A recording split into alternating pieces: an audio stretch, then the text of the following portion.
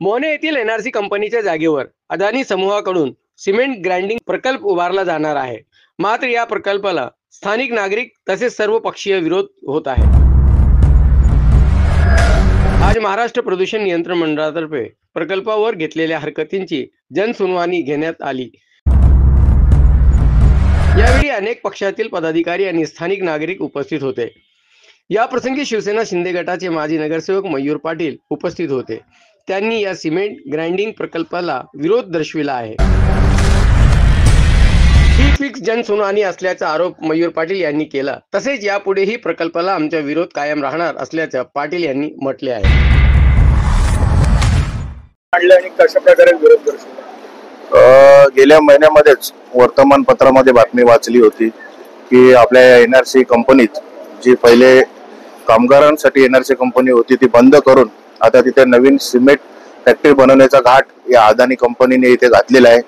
त्याच्यासाठी आम्ही या 2-3 दिवसापूर्वीच हजारो संख्येने तिथे नागरिकांतर्फे असो लोकप्रतिनिधी मार्फत असो तिथे हरकती गेल्या आणि त्या हरकतींच्या जनसुनावणी म्हणून आजच्या दिवशी आपल्या एनआरसी कंपनीमध्ये इथे सर्व प्रदूषण विभागाचे अधिकारी आणि अदानीच्या कंपनीचे उत्तर देण्यासाठी लोक होती ते सर्व इथं आज उपलब्ध होते.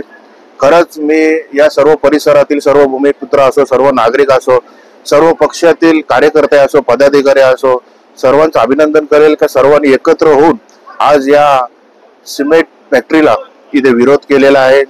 आणि खरंच एक अभिमानास्पद बाब आहे की या परिसरातील सर्व नागरिक मुद्देसूद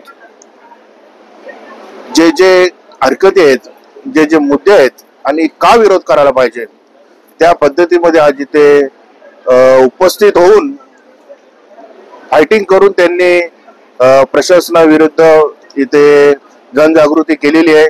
तसेच आम्ही सुद्धा बोलताना सांगितलं की कल्याण डोंबिवली महानगरपालिका ही एक स्मार्ट सिटी म्हणून हिची निवड झालेली आहे.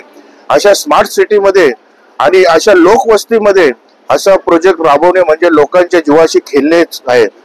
हे सर्व त्यांना आम्ही या माझ्या लिखित मध्ये असो आणि जनसुनावणीच्या वेळी बोलण्यामध्ये असो सर्व तेथील अधिकाऱ्यांना आम्ही निर्देशनास आणून दिलेले आहे.